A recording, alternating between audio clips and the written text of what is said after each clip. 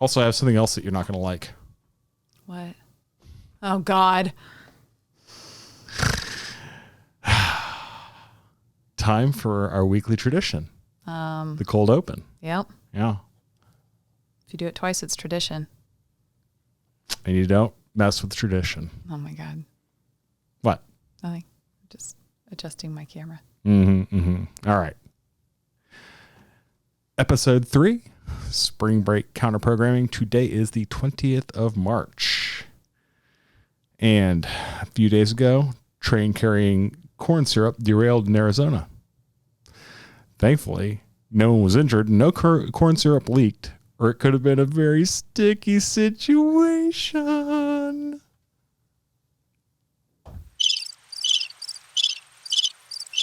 Oh my God, that look says everything right now.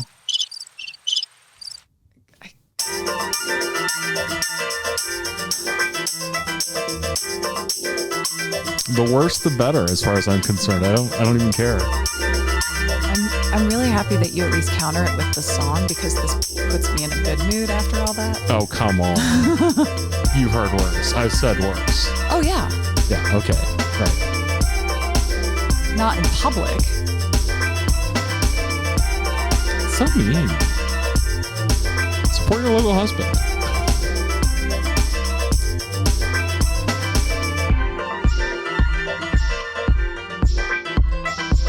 So yeah, welcome back. For those of you joining us for the third time, or second time for that matter. Or welcome first back. time even. Oh, well, the first time is, that's just, Still welcome back. Welcome to our podcast. Currently just called The Podcast. Well, the TripBee podcast. The TripBee podcast, yeah. It has a name. It's just not an original name. No, it's that's very unoriginal. We should kind of do something about that, I think. We should do something about Should our listeners determine? What do you think? I would open it up to the public. You open it up to the public? I'm surprised we're not opening up to the public right now. That's the best idea I've ever heard. Oh, well, let's go for it. Done. Got any thoughts on what we should call our TripBee podcast? Let us know. Podcast@trippbee.com. And that's TripBee.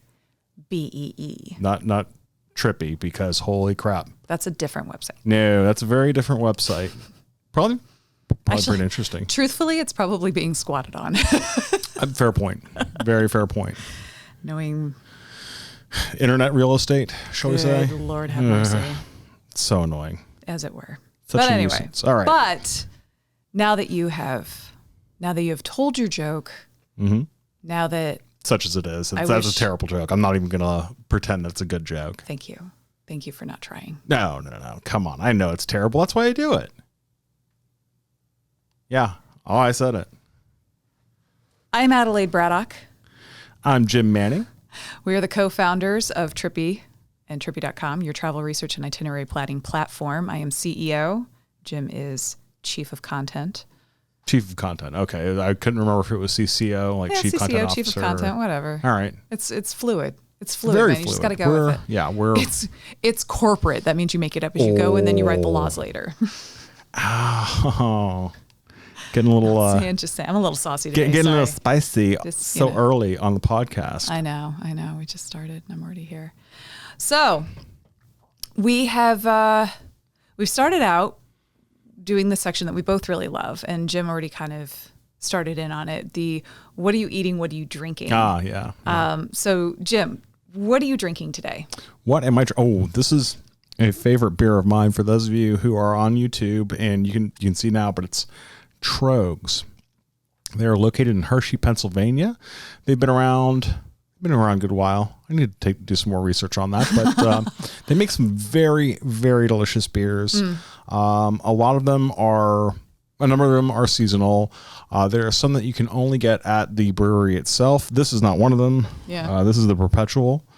Available everywhere. Available in southeastern Pennsylvania. Yeah. It's everywhere you can get Troegs. Everywhere fine beer is sold in southeastern Pennsylvania. They're expanding a bit. So how big is their reach? I know we found them at the store down in Delaware. Yeah, well, yeah, but that's still here. In Jersey. So everything tends to be whatever's east and west of the Mississippi. So like, I don't know, like in terms of like regionality, if you can call yourself like a craft beer, a regional beer, or like a microbrew, or right. So they have like laws governing like geography around that. I do not know. I literally have no idea how Troegs self identifies. Like I don't know, or legally identifies. If you're at Troegs, let us know. What is your footprint here you currently? What is your distribution? You would footprint? think that we would look into this beforehand, but we did not. So no, you tell us. We're a travel company, though. We're not just here to promote our favorite beers and other things. Well, why do you like Troegs? Why did you pick this today? Also, quit shaking my table. You're shaking my camera. Oh my God. Why did I pick Troegs? Speaking of that face says it all. I love you too. No, so why did I pick Troegs? Like it is perhaps so lucky.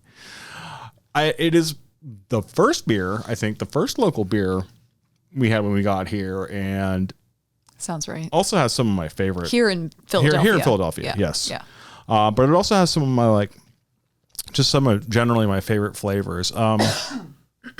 Troegenator, for example, is salud, by the way. Thank you. Troegenator, for example, which is a nice, hearty, strong ale. The shaking. Oh my God. I keep trying to like subtly like let him know he's shaking the table. No, just say it. Just out with it. It's fine. It's all good. We keep like testing out new cameras, and today we're trying a new camera, and mine's sitting on a tripod that's like precariously balanced on a few bucks. Our setup will stabilize. You're gonna be unhappy, I think, when you see the camera angle that I'm at. But whatever. It's such is life. It's not my face. My face looks great. No, your face is fine. I mean, I'm looking right at you. Yeah. Okay. Anyway, so back to Troegs. Anyhow, back to Troegs. Yeah. It's got Troegenator is like their original, isn't it? That's like their main. No, I mean it's just one of them. Oh, I thought that was like the thing. No, well, they're known for really hoppy beers. So, True. Like they're known for like beers that are just. Which unfortunately is why I can't drink them. I know. It's such. It gives me the sads too. It gives me the uber sads. But it's Troegenator's Doppelbock, which is just amazing. But 3 of those and you're on the floor. And they're all Belgian, well, mostly Belgian style. They are Belgian style. They have Mad Elf is another one of my favorites. Mad Elf is great. Mad Elf is the seasonal, so that comes out every Christmas, and they brew it with honey, cherries, and chocolate, okay. I think. Yeah. All right, so those are like the 3 main ingredients, or like chocolate, cacao nibs. So it has like this beautiful sort of, but it's like, they're all a little sour. Like they all have a very distinctive sort of like, they've got a hoppiness to them, like just about all of them. They use a lot of like Simcoe and Cascade, and it's also where they put it in the process. So I can't really drink beer, but I know a lot about brewing beer, and I love it. But the fact is, it's one of those things where when you put the hops in during the brewing process affects the flavor of the beer. So if you want something that has a certain kind of profile, you hit it with a certain type of hops at a certain type. I mean, it's amazing to me what goes into brewing and it's so complex. There's so much going on there. All of that. I'm going to turn off my notifications. But thank you to the good folks who brew anything alcohol wise, and thank you especially to people out there doing your microbrews and your smaller stuff and everything, because it's not an easy business. And but you make some delicious beers, and I tell you what, as a beer lover. I'm thrilled y'all are out there. Troegs makes one beer that I will always make an exception for, and it is hoppy AF. We got 3 in the fridge. Still? Yeah. Oh. It's in the variety pack. Oh, I'm glad I didn't know that, because I'd be drinking that for this thing, and I'd be on my ass by the end of the show.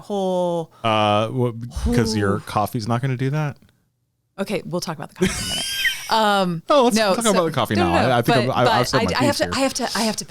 have to pitch this though. Every February, I love this. I love that they do these seasonal things, so I get to look forward to this annually. It's January, by the way. January, February time frame. January. Is it always January? It is January. I always think it's February. It's like directly after Christmas. Like it's practically December. Wild. Okay. Well, anyway, Nugget freaking nectar. I actually have a Nugget nectar t-shirt. I love it. I'm that big of a fan of this beer. Delicious. It's so good. Oh, and it is very hoppy, and it's one of those I have to hydrate so hard before I drink those, and then I'm still usually sick afterwards, but I don't even care. I love it so much. Okay. What am I drinking? What are you drinking? Well, why don't you tell us about it? I am drinking out of this because I would like to talk about a coffee company that we have not recently discovered. It's been around for a minute, but they opened kind of during the pandemic, so it's been a little hard to like get in to see them. But it's a local business spotlight, so it's called Bison Coffee. I highly recommend you check them out. I love going to coffee shops that have their own kind of blend situation going on, because they're going to use that as the basis for most of their coffees. There's one in New York that I'll pitch another time that I really like. So good. I love that does that the same one. thing. Yeah, but this is kind of the same. This is like them here for me. So, which is great because I'm here, not there. Makes it easier. A little bit. But Donnie and his family own this establishment, and have for a few years now. They named it after Yellowstone National Park because that's their favorite place to go to, which I thought was freaking adorable. You did all the research on this. Oh, yeah, he and I were talking for a hot minute. It was great. We might actually even have him on the podcast because he and his new wife, super cute couple, but they're going to talk about like some of the travels that they've done to like Puerto Rico, down to Florida, like some other places. So anyway, so he was telling me about how, they named it for Yellowstone, which has a special place in my heart because I went there as a kid, absolutely loved it. It was a bonding experience. Me and my siblings and my grandparents have not taken Jim there yet. So I still want to go. And that's going to come up later in this podcast today. That's absolutely on my bucket list. I 100% want to see, despite the fact that Adelaide hates the term bucket list. Not a fan. It's I get you, but it's also universal. Okay, this is neither here nor there. So they're located here. They've got a location here in Philadelphia. They're at 16th and Callow Hill. They are also in Washington Township over in New Jersey, technically Sewell. I have it written down as the corner of Town Center Boulevard and Herfville Cross Keys Road. I hope I said that right. If I did not, Herfville Cross Keys Road. It is one hyphenated monster of a name for a street, and Herfville is just such an amazing name in and of itself. And Cross Keys would have been fine, but no. So anyway, so in honor of Bison Coffee, cheers. Cilantro. I'll drink to that. Anyway, but go check them out. Oh, they also have the Bison Blend, which is their proprietary, and it is spectacular, super divine. Kind of, I'm trying to remember. It was a little like, it wasn't heavy on the fruitiness. I'm not big into like fruity coffees, but it does have like a little bit of fruitiness to it. I want to say it's more leaning towards like the chocolate nuttier side, but don't hold me to that because I've actually had a few different things. This is not what's in this cup. That's why I can't remember. So anyway, there we have it. They got some good light eats too. Like their salmon bagel. Salmon sandwich is to frickin' die for. Hell. And thank you for reminding me, they have seasonal drinks that they make up, which are really fun. They have like crazy. I got to go in there for like a lemonade iced tea sort of situation. Yeah. Well, they do that, but they do like coffee ones. They have matcha blends and whatnot and all that fun stuff, but they'll do like a rose mocha, like cool. And you're like, I don't know. And then you try it and it's like, okay, it's nice. Yeah. So I highly recommend. Go check them out. Go say hi to Donnie and his team over there. They're great people. So Very cool. Very Cheers cool. to what we're drinking. Hey. All right. I'm here for that. It's funny. This mug's actually from North Dakota. Home of bisons? They have bisons there, right? I mean, used to. No, bison are still around. Buffalo are extinct. Oh. Well, today I learned. All right. Well, with on that note, I would say it's time to see what's. Wait, we don't need any more introduction stuff, do we? I don't. Are we okay? Do you all know who I am? Podcast land. Do you remember me? Yeah. Adelaide. This is apparently important. Not Jim. No, correct. All right. All right. I think we got that down. I'm Jim. I'm Adelaide. Right. Okay. All right. So onward to our next segment. Woo! Huh? Ugh, still working out the kinks, y'all.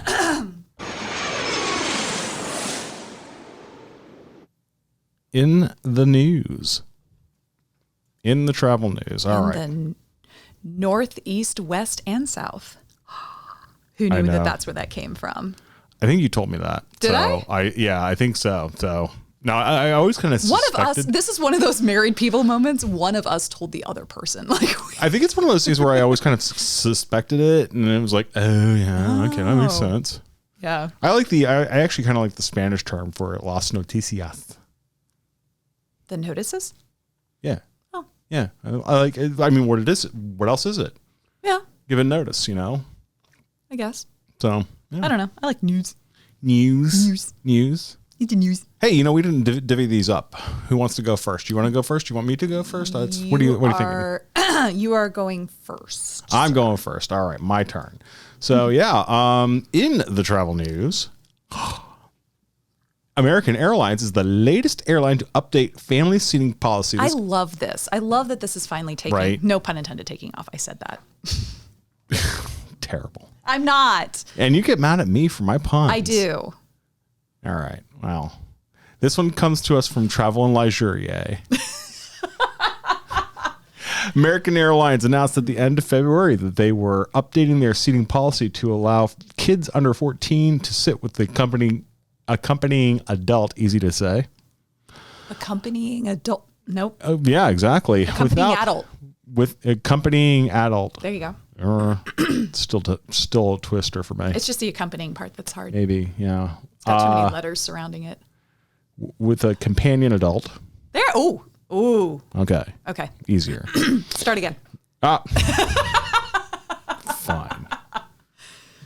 American Airlines announced at the end of February that they were updating their seating policy to allow kids under 14 to sit with a companion adult without the need to control gate agents. Yeah, you're tripping me up again. Thanks. Without the need to cajole gate agents or other plane mates into switching seats. There are, of course, caveats.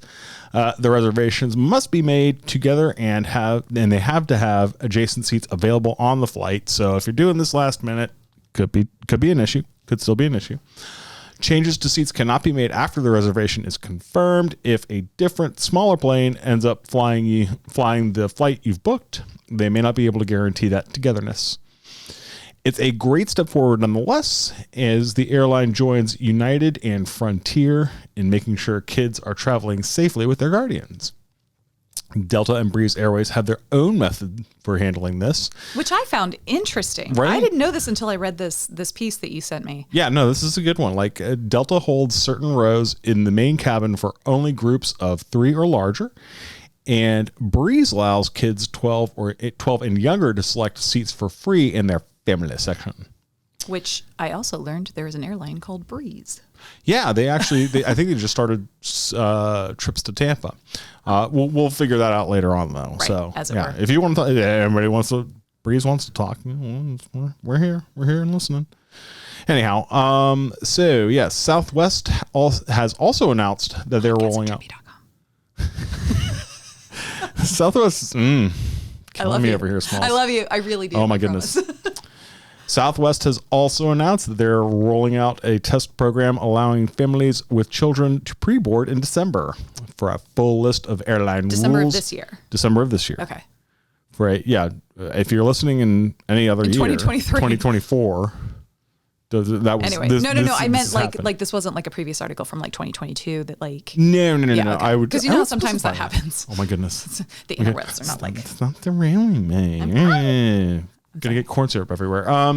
For a full list of airline protocols, including info on family programs, cancellations, bumping, discrimination, and more, visit the U.S. Department of Transportation's Airline Customer Service dashboard at www.transportation.gov/airconsumer, and you'll be able to find this link in the content description piece because good luck remembering that. Oh my gosh, seriously. We don't expect you to. You're probably driving. No, of course not. Yeah, well, yeah, okay. All right, I can see that. Yeah, that's where people consume podcasts. So that's how we roll. Yeah, it's weird not commuting and roll. Oh, I feel like you're just going to be getting me back. How to spot a vacation rental scam from HuffPost. This is a good one. But it's genuine. Okay. While we personally prefer the don't be an asshole rule to the don't be a victim one, it is always worth acknowledging that not everyone sees things our ways. I don't think I approve that swear. I don't care. I mean, you can stick the airplane in afterwards. Touche. Tell you where to stick your airplane. As such. Damn it. You almost got me. Oh, so close. Wet mic. Wet equipment. With vacation rentals booming comes people looking to take advantage and screw you out of your money. Did you approve that one? That's not a swear. Ask people. Whom? I don't know, ask some people. Mercifully, this is not a common one. I mean, it's not uncommon, but it's not like a super common occurrence. But it does still happen, which is the article says it's not super common. Not cool. Huffington Post recommends that you keep an eye out for the following so that you don't get boned. If it sounds too good to be true, classic rule, right? There is a good chance that it is. Beware of places that are way cheaper than those nearby or ones that offer crazy amenities for the cost. Comps are key. So if the price is way off from the other things that you're seeing in the same range and area and type of listing, then it's probably not worth it. Like, I skip it. Okay. Keep communications and payments in the app where you booked the rental. This is a super huge important. Huge one. You know what? This is even a good one for me because like sometimes I am very tempted to, not even tempted. I often send people my contact information like in a way of showing, you know, hey, I'm a real person. And if you have an emergency, like you can reach me, like that kind of thing. So I think that's okay. But it's really like, if that's the only place they want to communicate, that's when it starts to become an issue. I think, so here's my personal thing. When I stay in rentals, I look for, can I get your contact information after the fact? Like, are you going to send that to me and say, okay, once you have checked in, you can text me if you have any problems. Once you get here, you can do, Laughing King. MJ down at the Laughing King. This is a great place. Cape Charles, Virginia, if you ever get the chance, is absolutely stunning. Wonderful couple who owns this place, and he is exactly that kind of person, and he will be on call no matter what you need and, you know, do all the things for you. So yeah, like those kind of people, I'm like, yeah, heck yeah. Beforehand, and they're like, this is the only way you can contact me. Not so great. Yeah. And then for the love of God, do not arrange payment outside of the app where you're booking this. So if you're working in Airbnb, stay in Airbnb, pay in Airbnb. Like, this is all you need to know. Like, don't let them send you like a PayPal link or a Zelle or whatever, all those new Plaid. God, there's heaps of them. So like, don't Expensify. Just do it in the app. Stay where you're at. It's fine. Stay in your lane. Okay. Generally, reputable property owners won't ask you to pay outside the system anyway, as you could just as easily be scamming them. So also true. That should actually. But don't do that. Yeah, please don't scam people. Don't be an a-hole. Right?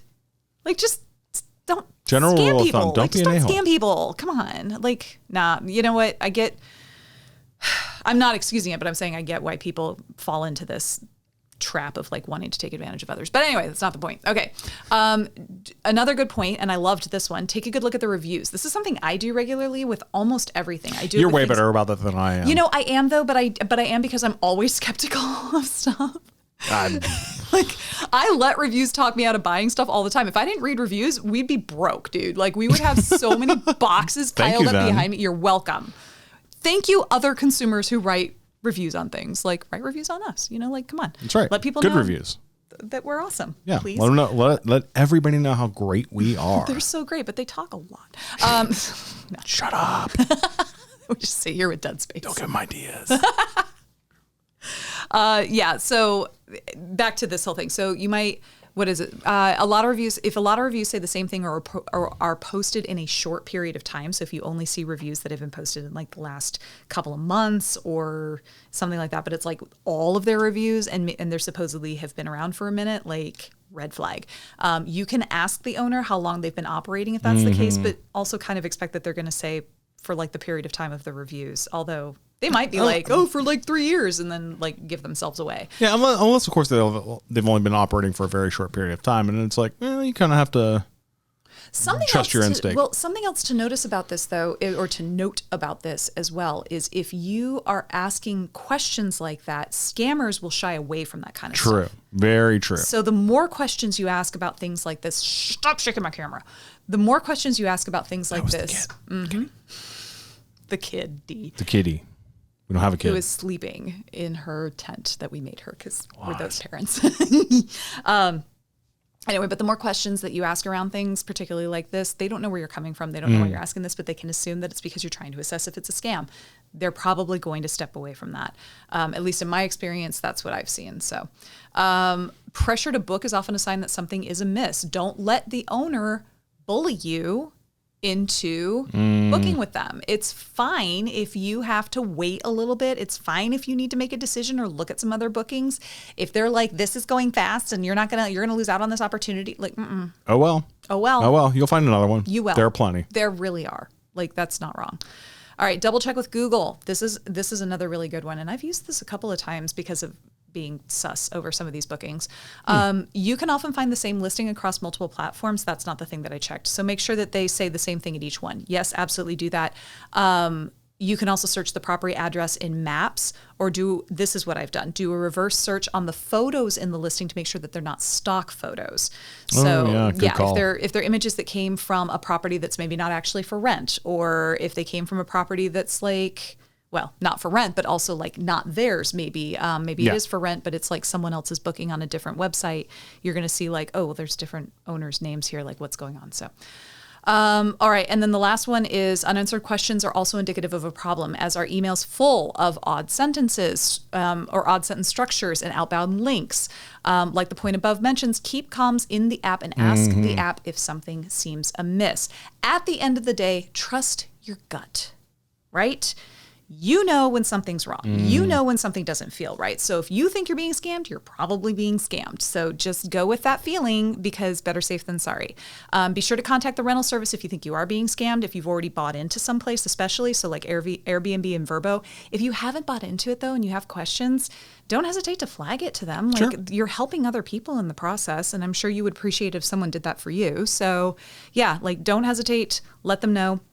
They can help get you any assistance you might need, but also reach out to your credit card company, to their fraud department, and let them know that you may need to dispute this charge, and that and let them know the details of the issue that you're experiencing. Keep the paper trail, because they'll need to see everything so that they can dispute it with, Airbnb or Vrbo or whomever. So, make the service work for you. And another really cool thing about to the note about the credit card company, letting them help with things, is a lot of these, if you've got a good travel card, and recommend you do get yourself a travel card with points and reward systems and everything that works best for you. NerdWallet. Look at NerdWallet. Oh yeah, that's good. So, but the point being, a lot of these have insurance, like vacation insurance, that sort of setup. And I learned this the hard way.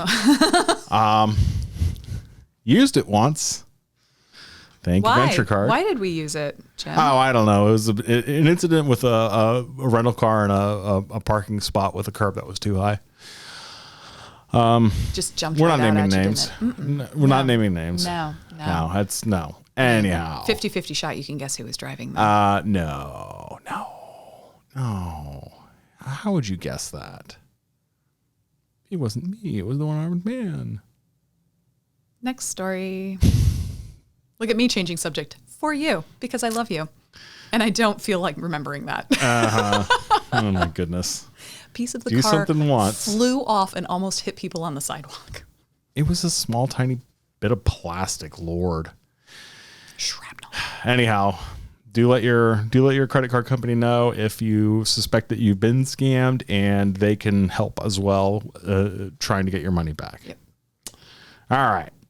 What exactly is a red tide, and how does it affect humans? Why are we talking about this? Oh, this is a really good question. Yeah. So we're talking about this, and it's right here at the first line. So, red tide, a bloom of toxic algae, is currently causing issues on the west coast of Florida for marine life and bathers alike. And I was going to say, we're talking about this because last week when we talked about where to go for spring break, we were talking about Florida, and we Right. made some recommendations around Florida, and some of them were beaches. Unfortunately, there's not a beach in Florida that isn't touched by this right now. So No. some are worse than others, but No, it's very specifically on the West Coast. is it really? Yeah. I saw some bits and bobs about it being on the East Coast too. I mean, you can get it anywhere. Yeah. And like around Florida, Beverage Goblin. it looks like what? Beverage Goblin. I've got 3 beverages here with me. Oh my goodness. Yeah.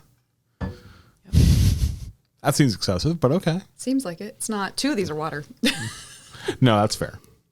And being dehydrated. Anyhow, neither here nor there at the moment. So it's specifically currently the worst of it, unfortunately, is on the west coast of Florida. But yes, it can happen honestly, it can happen anywhere on the Gulf Coast. But Florida's bearing the brunt at the moment, and particularly the West Coast. The Panhandle Beach is apparently not too bad at the moment, but yeah, some of that Central West Coast not in good shape. Pretty much every beach now. we recommended last week, yeah, it wasn't. with the exception of Cocoa, Daytona, and St. Augustine. Right. Thanks to our Florida correspondent on that one, by the way. Yes, she pointed this out. So the current Her name is Sarah. You may meet her someday. Maybe. We'll probably have her on. I hope so. Talk about some Amtrak. Heck yeah. Some choo-choo training. Oh my gosh, yes. Yeah. So. Anyway. The current bloom of Karenia brevis plaguing the Gulf so Coast of pretty, Florida. New. Yeah, I mean, Karenia. All right, that's kind of a pretty name. Okay, fine. It's not what you say, it's how you say it. Make sure you have the flair when you say Karenia brevis. Plaguing the Gulf Coast of Central Florida has been ongoing since Ian moved through and caused havoc across Southwest Florida back in September of 2022. Hurricanes can have a pretty nasty effect on these things. The algae responsible for red tide causes respiratory issues in folks with asthma or allergies, as well as itchy eyes, sneezing, and coughing, and often leads to beach closings where it's bad enough. So do note, you don't want to get terribly close to this if you can. Not only help that, but it's particularly effective in children. So definitely, you and want to asthma keep kids, sufferers. Well, asthma. Well, you mentioned that, but I'm saying like kids. I did. Kids are as they tend to be, smaller and easily affected by things. Are they now? Some are.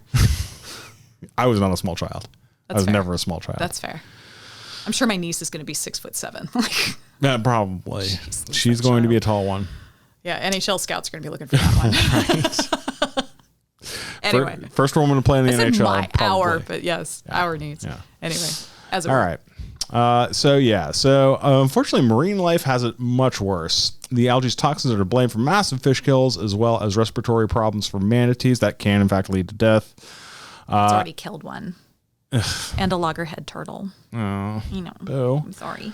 Elsewhere, red tide blooms produced by different types of algae have been linked to the death of seabirds, turtles, and whales. So this is nasty stuff, folks. It's gross.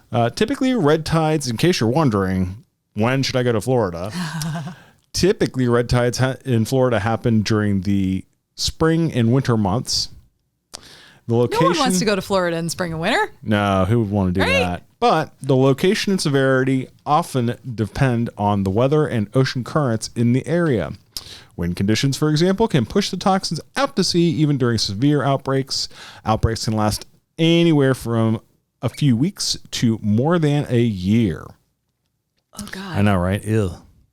But the good news is, unless you see something in the news specifically around it, you might be doing all right. Look it up. Look up your destination. Putting notices up on all the beaches. But there is a place you can go for more information. Where can they go for more information, They can go Jim? to the Florida Fish and Wildlife Conservation Commission's website at myfwc.com/research/red tide/statewide in the links in the credit section. What are we calling that? Content section. Content section. Yeah. Where it has the links and where we list all the things. Where we list the things that we talked about in this episode.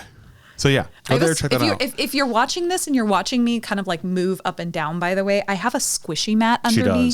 And so I'm just like, my feet are really sore.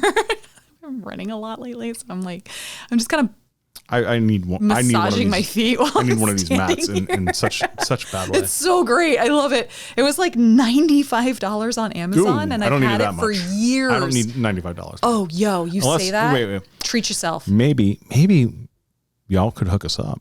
Stop. You don't even know what company sells it. Anyway. It's at $95 too. So the worst. Terrible. Okay. Anyway, what's interesting is we were talking about this with it. So I've never seen, I shouldn't say I've never.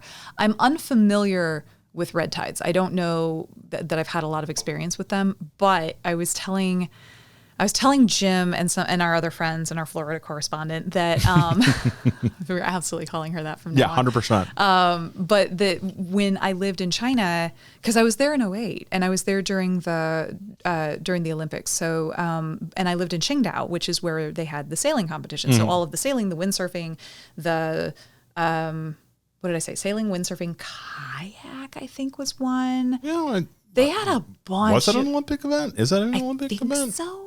I don't remember. Anyway, but like all of the sailing events, and I mean, and it's not like there's just one sailing event. There's like tons of them. So anyway, so they had all these different sailing events and windsurfing events and everything all in Qingdao. And just ahead, I'm not kidding. It was not a month before the Olympics, and this algae bloom blew into town. And I'm not kidding. It was like, look up pictures, and it's an annual event now, apparently. Oh, every yeah, summer. you showed me those. It like started since like 2006, but it's like a combination of like an overwhelm of fertilizers and stuff in the water, but also the seaweed that they grow intentionally on these seaweed farms gets like released into the Yellow Sea, and then it just seaweed farms goes nuts. Oh yeah, well, like nori, like you eat seaweed. Okay, no, that's fair. I never really thought of it like that. Right? It's like it's something you cultivate, not something you just go harvest. Right? Yeah. I mean, you just don't go out and wade into the water. Oh, that's seaweed. Seaweed. Yeah, no, you do. I mean, yes, you can with certain varietals, but there's some that's like. I mean, it's like any plant. Like there's some you can forage for and some that are nasty. So anyway, for our health, not nasty. They're fine. Fair. I'm not a seaweed apologist. But you're not judging anybody who consumes raw seaweed and just goes out and forages for it. This was algae in any regard. This wasn't seaweed. Oh, So the algae bloom came in, and my apartment actually overlooked the Yellow Sea. So I had this really beautiful view of the water from the back window of my apartment, and it turned my ocean view into a backyard. I kid you not. It was just green as far as the eye could see. It was absolutely, and it was fine when it first came in. We were like, wow, this is wild. But then it stuck around for a minute and started, like it hit the land and started degrading and rotting. And can I tell you that smell? Holy mother. Unfortunately, Florida's not just getting it right now. From the red tide, the sargassum. Yeah. There's apparently a huge blob of sargassum moving towards Florida that you might want to look out for later on this summer. Yikes. It's apparently not expected to reach Florida until July-ish, but... That's a massive thing, too. It's like twice the width of the United States. It's like 5,000 miles long or something. So... We'll see what it ends up looking like once it finally gets there. But yeah, it's like sulfur dioxide is like gets caught up in there and starts releasing as the things die. And Which, speaking of Yellowstone, if you've ever been, you know what sulfur dioxide smells like. Really? It's that rotting egg. Oh well, yeah. That you get from like the mud pits and all that. I mean, I love it, but that's because apparently I'm destined for sulfur and brimstone. I don't know. That's right, folks. The road to hell is paved with good intentions. You heard it here first. I am the queen of good intentions. Let me tell you. I'm better. I'm more than just intended, though. Anyway, it's not the point. Okay. You do good deeds as well. I try. But this does actually kind of bring us back full circle to the conversation that we had last week around recommended places to go in Florida. Because now if you've heard all these stories about all the things that are happening in Florida and you might be having second, third, or even fourth thoughts, we have a section here that we titled Florida because that's where I'm going for vacation, or Florida don't because no thank you. Where else can you go for spring break, Jim? There's some really interesting spots out there, and no, I'm not cold reading this, but I will go ahead and hit some of the big bullet points here. Well, you found such a great Yeah, no, this is a really good one. Again, via our friends over at Travel and Leisure.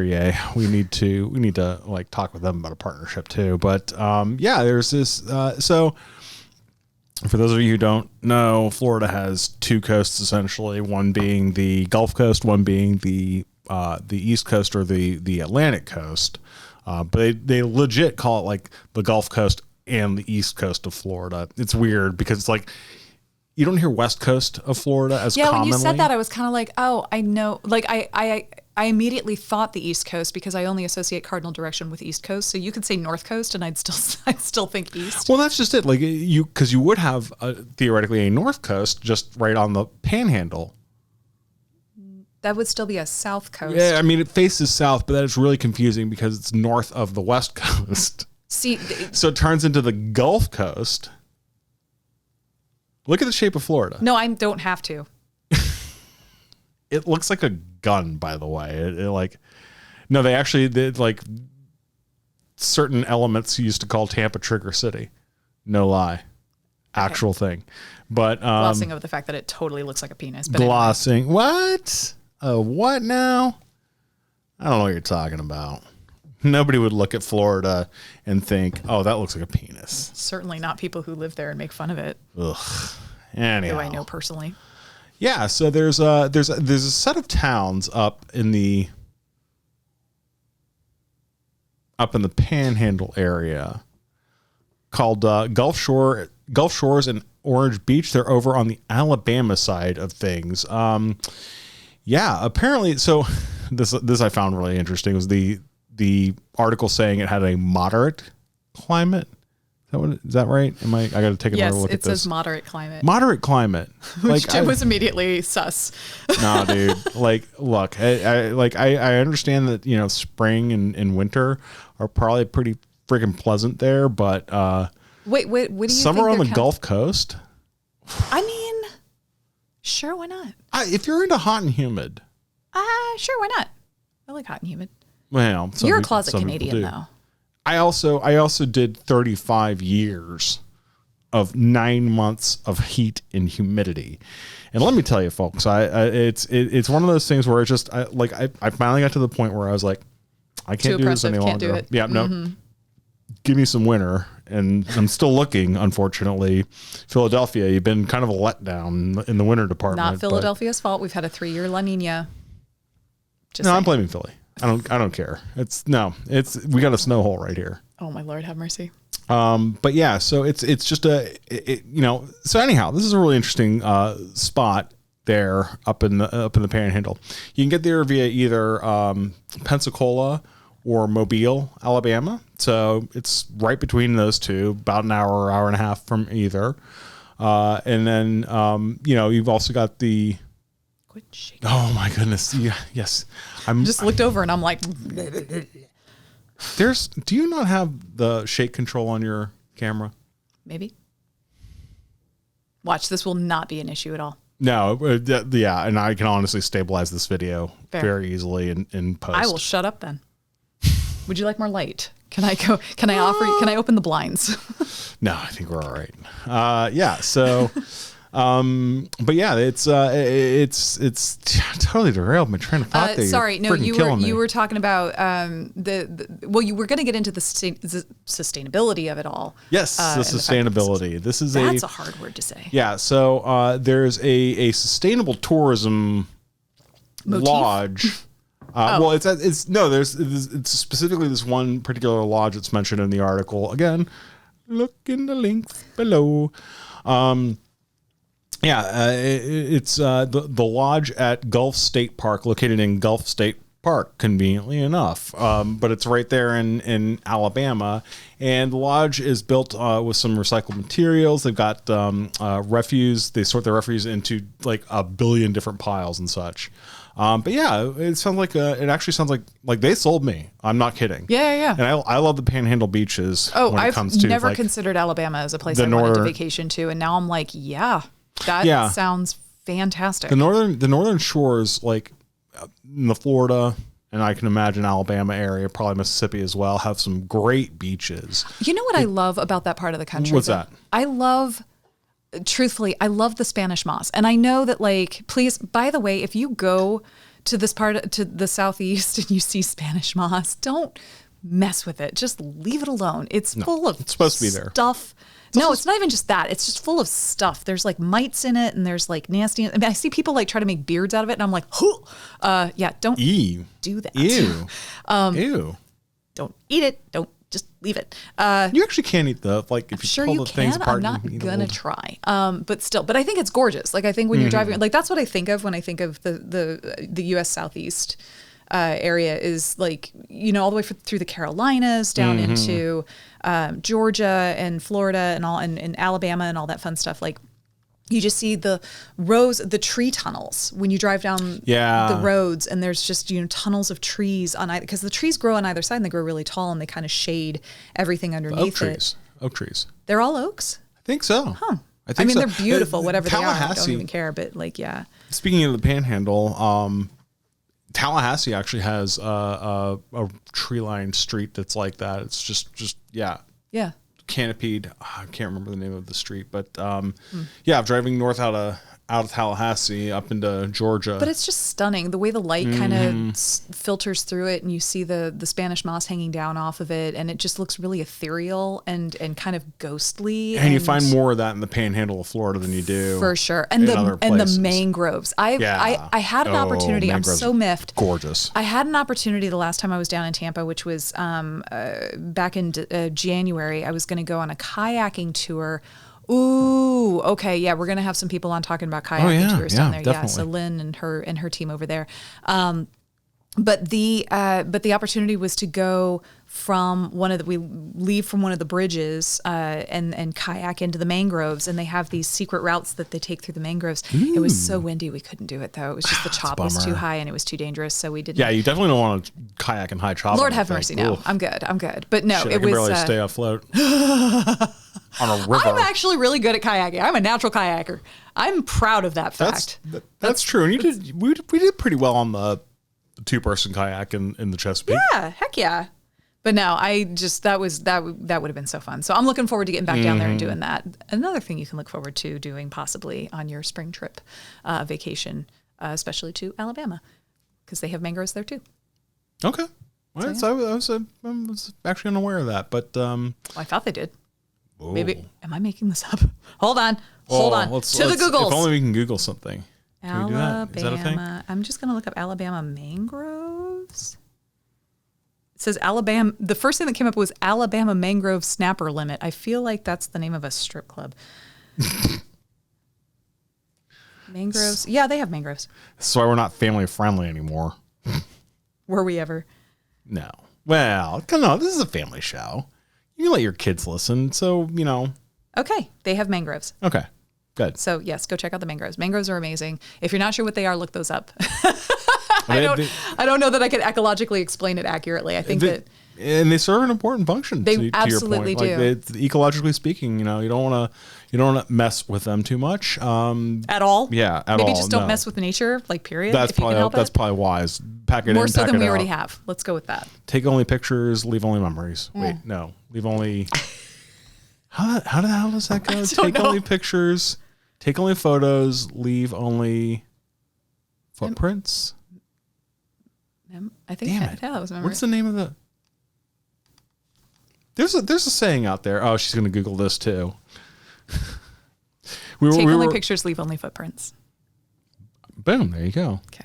Yeah, we were going to be so short on time, and then she has to get into we start Googling. No, but look, like mangroves are amazing, and what's really cool is they're really nature's filtration system. It's these really beautiful spaces where you have trees and plants and seaweeds and really, really unique stuff, because it's where salt water turns into and meets fresh water. So it's brackish. Salt water doesn't really turn into. it gets desalinated by some of the trees in there. Like they actually will filter the salt out of, Yeah, that's right. You can actually see the salt on the leaves themselves. It's incredible. And you have brackish water, which is where salt water and fresh water meet. And there's certain animals that can only exist in those, and plants that can only exist in those types of spaces. And because those are limited spaces, there's limited places to be able to see them. So this is a great opportunity to go see something that you couldn't maybe see in other places that you go to that don't have brackish water. Not only that, but it helps prevent beach erosion. So yes, massively important. If you like your beaches, love your mangroves. If you like your city not being underwater, also true. Maybe support the mangroves. So another idea we had around spring break was if you're looking into what to do this year and maybe have kind of missed the boat already, which is fine. Judgment-free zone. Take your vacation. Do a staycation. Do a fun little, I don't know. Do a staycation. Look at what's available to you within a 3-hour drive of where you are. If you have access to a vehicle, or if you have access to a train, see if you can take a train somewhere. Amtrak has some great options to lots of places. I'll talk about that in a second. But if you're in that space where you're kind of thinking about what to look at for spring break, get ahead of the rush. Plan for next year. Start looking at stuff. All right. So one of our recommendations, I said, if you're looking for something a little more Grand Canyon and a little less Punta Cana, you can look at the National Park Service at nps.gov and get a sense of what parks are available to you. This country is rotten with national parks, and people don't even realize. I didn't even know about the underwater one. Again, in Florida, and we're not trying to be like Florida centric here. Sorry, but it just came up again.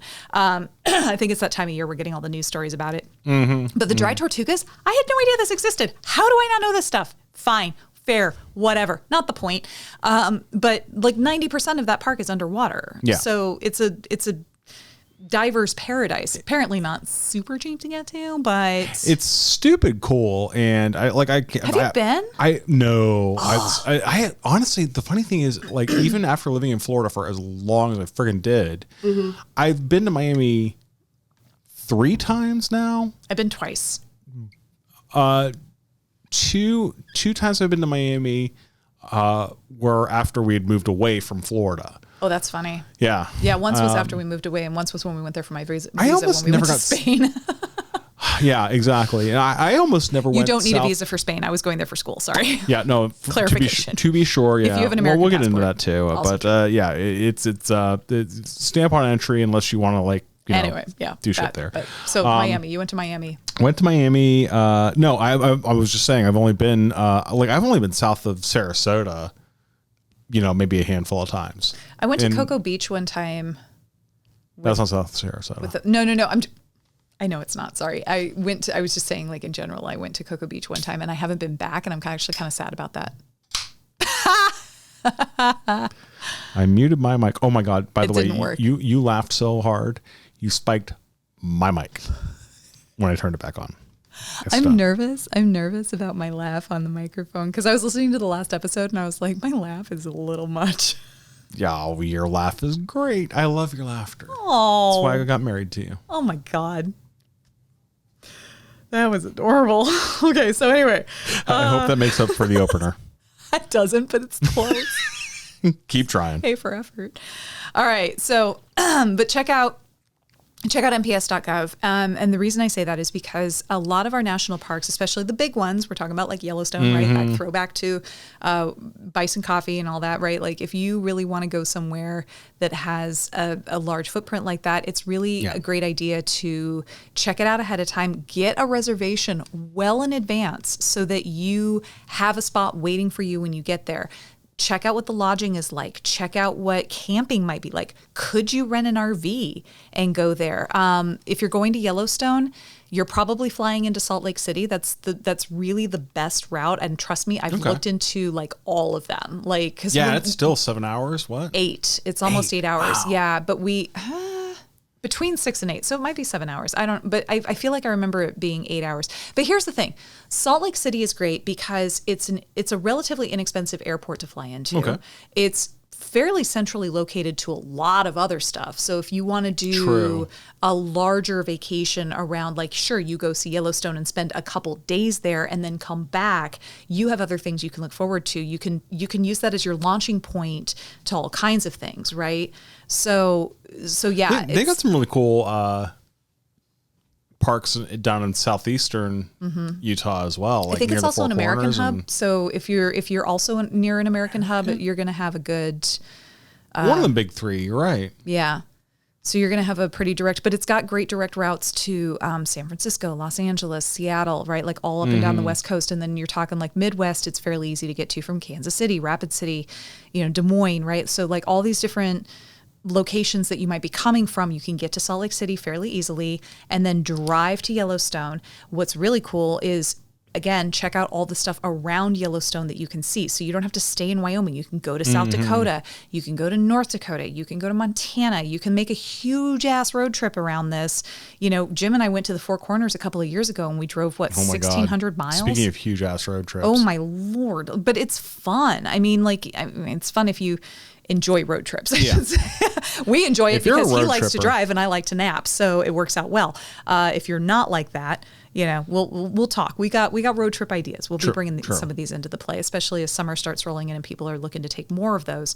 But regardless, check out nps.gov and figure out if you want to check out a park for next year. And again, a lot of these parks have lodging on site. You don't have to stay in a tent. Oh my God.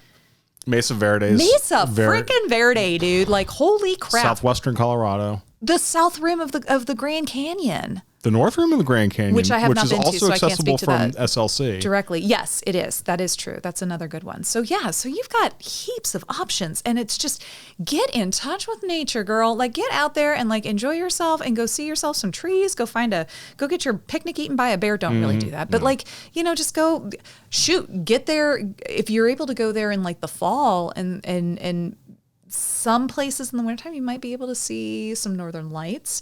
Certainly, you're going to see the frickin' Milky Way. Like, get in touch with your galaxy. Go see some stars. Anyway, so that's a good one. Okay, the good thing about looking into spring break options now for next year is you can see what kind of promotions are going on right now, so you can get a sense of what promotions might be available to you in the future, right? Because these things go fast. So start planning this for next year and say, okay, this cruise that was happening this time of year to Turks and Caicos, I wanted to go do that, but they sold out of... Turks and Caicos? Yeah. They do cruises there. No, I always heard Caicos. Oh. I only saw it printed. I only read it. That is the first time literally that's ever happened to me where It's Caicos? I think so. That's how I always heard it. So I saw this cruise to Aruba. And... Right? So this is the thing that you look into for next year because you know that they're going to offer something like that or something similar. And if you don't care about the destination and you just care about the cruise, hit up that cruise opportunity earlier rather than later. Find yourself some travel guides who can get you there, hire a travel person. Agent? Thank you. I was like travel reporter. My brain did not want me to find that word. Travel reporter. Reporter. Nope. Yeah, no. And on that note, if you get in now, you start planning your travel for next year now, you can do things like get your passport, which takes a long ass time sometimes. Or if you have to go somewhere that requires you to have a visa, you'll have your passport and your visa and you won't be stressed. Thankfully, that's actually a very small list of places that you have to actually apply for a visa if you're a USCN. But you want to go someplace I don't know. Right? You can't even think of one offhand. No, I was thinking Cuba. Oh, well. You're going to need a visa and a whole lot more. But there's plenty of places. There's still plenty of places you need certain visas or there's certain travel restrictions if you need shots or any of that stuff. You start doing your planning now. And again, it's spring break, so maybe this is outside of your scope of what you're looking at, but it's better to start early. Get your planning done now. And eventually, we're going to have a way for you to be able to do that more conveniently and efficiently and delightfully, but we'll save that for when it's ready. Stay tuned. All right. The other thing that we recommend that may seem counterintuitive, but what if you headed north? So understanding... Ooh, that sounds like madness. Understanding that snowbirds are tired of winter I get it. That's fine. But hear me out. If you decide that you want to go beyond the wall somewhere. You did that. I did I'm that. so glad I wasn't drinking because you would have gotten a spit take. That's too bad. You know nothing, I'm still Anyway, if you want to go, Yikes. if you're comfortable going somewhere where maybe winter sports abound and you can go do some skiing, do some snowboarding, do some snow tubing, like go have some fun, just, at a chalet somewhere and just drink some hot cocoa As you spiked do. with Like, God I only have knows what. That's my dream. I just Being in want to a do that chalet? so bad. Yes. But go to the Adirondacks, go to Lake Placid. Oh my God, Mirror Lake. I want to stop here at Lake Placid for just a minute. Yeah. Because, oh my God, I can't jock that enough. Like, Oh my God. If you want a quiet getaway, now granted, if you're a college kid, quiet getaways might not be your thing. But if you're not a college kid, But this wasn't even. There's still noisy things to do. oh yeah, no, there's plenty of stuff to do in Lake Placid. That's for sure. And I mean, some of the adventure stuff too. Sorry. Get you some friends and go. But look, Lake Placid Do some is adventure freaking shit. amazing. Oh, it's amazing. If it freezes over proper, which it does every year, at least so far, Just about. right? Yeah. So we went there for New Year's back in 2016. 16. That sounds right. So that was, or 2017. I mean, it was into 2017. So end New of Year's, 2016 it's into New Year's 2017. 16. And ice skating on the lake. Oh, ice skating on the lake. There's hockey players who own houses up there, and they go there in the wintertime sometimes for the winter break. Oh my where they God, take bobsled. Bobsled. No, and not just any bobsled. Olympic bobsled, people. Olympic bobsled. freaking bobsled. No lie. They have the 1980 track Yes. still up and functioning. It's a 2-mile track. They start you at a mile from the bottom.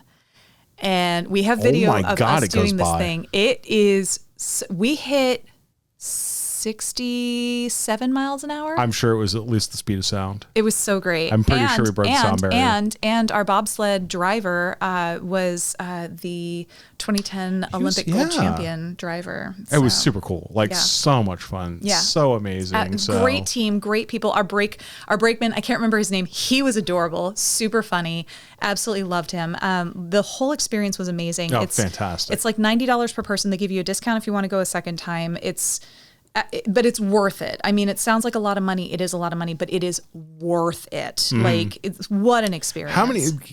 Get yourself you're not going to want to hold your phone for this thing, but if you can find some cheap camera that you can, I just put my bring with you. GoPro on top of my helmet. I wasn't gonna say the name, but yes, that's absolutely a Why thing not? you can do. It's it's what it is. But It's no, fine. it's fine. All right. Yeah, and it was great. I mean, you had So much Jim's fun. helmet in my face most of the time because the G forces are insane. But Yeah, it I should have is- worn the GoPro. It's so fun. It's a fun. lot of I fun. highly recommend. Anyway, It's a lot but they turned the Olympic Park into like a family friendly, Mm-hmm. like the old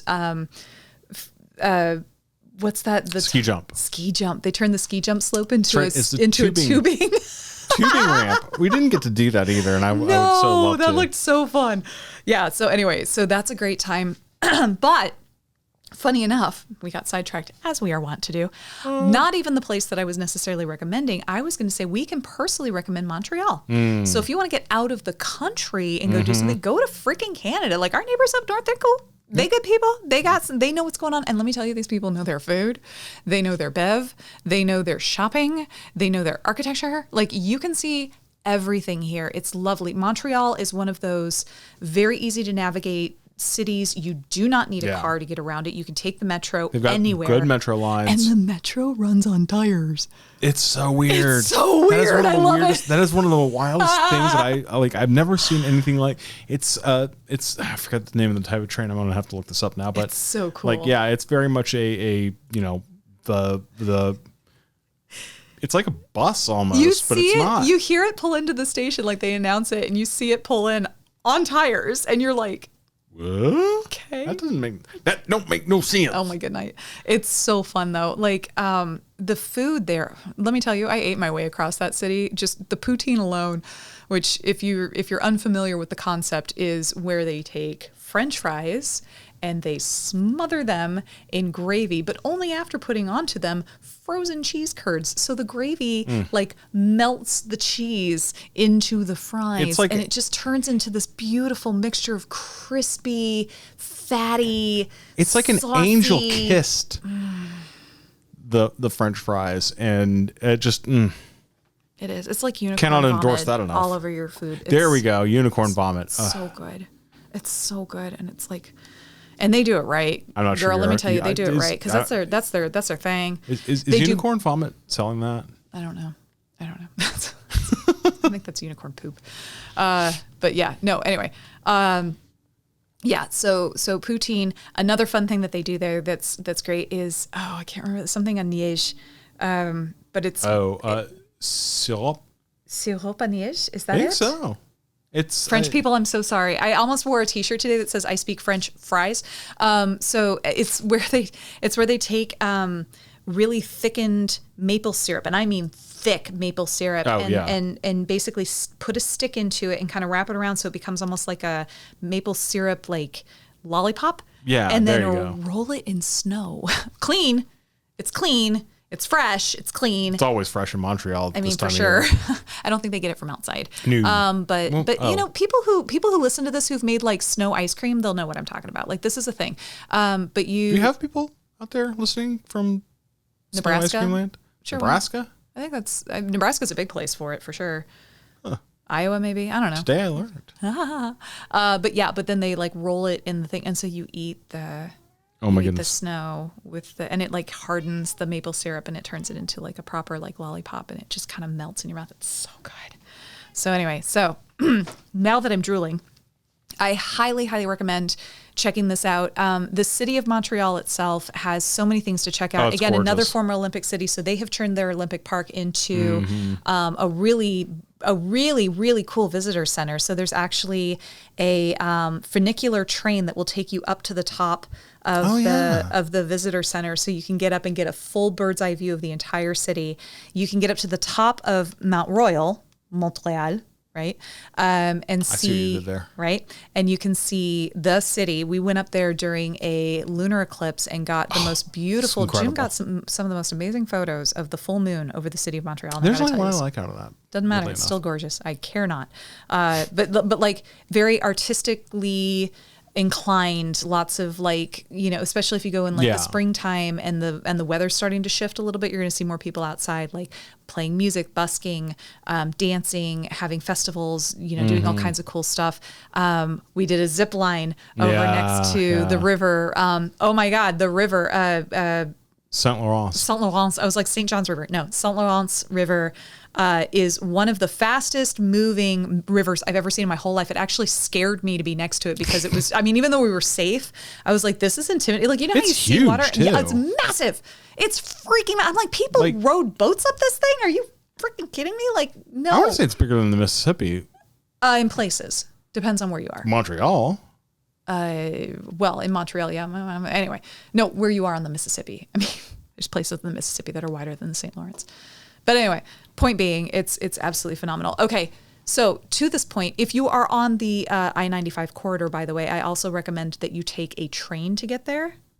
Why drive if you don't have to, if you don't want to? Like, go take Amtrak. Train leaves out of New York, right? Penn Station at Dark 30. Oh my goodness. Does anybody out there actually know what Dark 30 means? It means ass crack of dawn. Well, yeah, there you go. Just say ass crack of dawn. It's fine. It's Dark 100, Dark 30. Or arse crack of dawn. Arse crack of dawn. We're family show. As it were. Because arse doesn't mean ass. Come on. I mean, does it mean anything here? Arse? Arse. It means ass. You sure? I kid. Anyway, it leaves out very early from Penn Station in New York. So you can get to New York ahead of time, stay the night, and then catch the train in the morning, or you can do what we did and leave out of Philadelphia and get there and catch the train just straight on. It follows the Hudson just straight up. Gorgeous so trip. As Gorgeous trip. Right. Like as the sun's coming up, you're just watching it come up over the Hudson River Valley and up into Lake Champlain, and then straight up into Montreal, and it is just absolutely gorgeous. And what was really cool, so we went in September, so the leaves were changing, which was great. Yeah. But on the way back, we got an observation car because they don't always hook up the observation car. But I will say it smells like the '60s, but it was very beautiful. It was very beautiful. Like sitting there, it's a full panorama, so the whole thing is just open windows. And trains are nice because they're comfortable. You get big chairs. You're nowhere near chairs. Yeah, you're nowhere near the person in front of you. You get to stretch out and relax, or in my case, curl up and sleep. I was snoring. Jim got video of it. They have a dining car, so you go get some food and bring it back to your seat. You can walk around on the train, which is great. It's not like an airplane. It's not at all like you don't have to be buckled in. Actually, there aren't even buckles available to you. I think there are buckles though. Are there? I think so. If you want them. She thinks she's subtle and sneaky because we're on. I don't think she thinks that at all. I think she's just like she's scratching. Oh this my god, little bugger! You should see the guy with that sofa. It's you dead. should see the scorn on the look of that cat's face right now. But yeah, so I highly recommend that you take the train. And fun fact, trains are the most efficient form of motorized transportation. Okay, yeah, well, that tracks. Oh my God.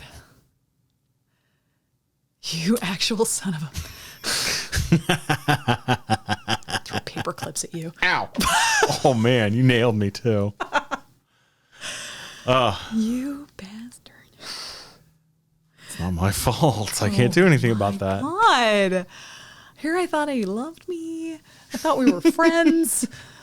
I thought we were building a life together. A company. I want to look at your computer tomorrow and it's going to have like just divorce attorney after divorce attorney after divorce attorney on it. To the Googles. Oh, geez. All right. Well, I tell you, it's, yeah, I'm with you on the Montreal suggestion. Yeah. I absolutely love that. Bagels. They're like wood-fired bagels too. It's not the boiled. My friend Mark and his beautiful, amazing wife Kitty and their son took us out to get some bagels, and it was at night too. It was at night. Like they were like all night. Night bagels. And we actually stayed close to the university part of the city, and still had a really quiet neighborhood. Yeah. I don't recommend staying in the university city if you want to sleep. It can be a little rowdy even in like winter. Although if you're spring breaking, I mean, who knows? But yeah, no, Montreal, absolutely, highly recommend. And again, this is a personal recommendation from people who have been there. This is not, we can totally recommend other cities, that we haven't been to, but take that for what it's worth. If you would like to make recommendations, please by all means contact us at podcast@tripbee.com, and we will happily take your recommendations. We may even reach back out to you for more information. Do feel free to like and subscribe to us. Like and subscribe at us. Are you taking us home? Is this it? Like and subscribe us. Have we started the big finish? Big finish. All right. The big. It's time. Look at that. An hour and 12 minutes on my clock. Did we just like tighten this ship up or what? I think, yeah, we actually did. And I started getting really performative there. We tightened it up so much I shipped my pants. You shipped your pants. It's terrible. Like you're gonna spend like a long time trying to get me back for that. Oh, easily the rest of my life. Easily the rest of this marriage. Which may not be very long. If you keep making jokes like that. No, but I love you. All right. Well, look. How about this? How about I give you the big finish to make up for? You're gonna let me take us out? Tracking out. Please take us home. All right. Check us out on patreon.com, which you're probably at right now if you're listening to us. We do also have this video available on YouTube if you'd like to see my facial reactions to my husband's horrible jokes. I'm actually scared of that. I'm really afraid. Again, shout outs of this week. Please check out Jason Podcast if you haven't. It's amazing. Check out our producer, Blake Symphony, if you haven't done that. Come on, get on it. It's good stuff. You're missing out, got seriously. Some neat stuff coming out. We're going to have some merchandise announcements coming up. Ooh. I know. Ooh, I should get some Blake merch. Yep. If you're in Philadelphia or in the Washington Township region, please go check out Bison Coffee. Again, highly recommend. This was not a paid endorsement. This was us actually really enjoying this place. Oh, well, if you want to give us some money for that, that's cool too. Stop asking people for money. You sound weird. I do not. Oh my goodness. Inspirational quote for the week. Life is like riding a bicycle. To keep your balance, you must keep moving. That's from Albert Einstein. It's like you know me. I'm here for you, baby. Let's go have an adventure.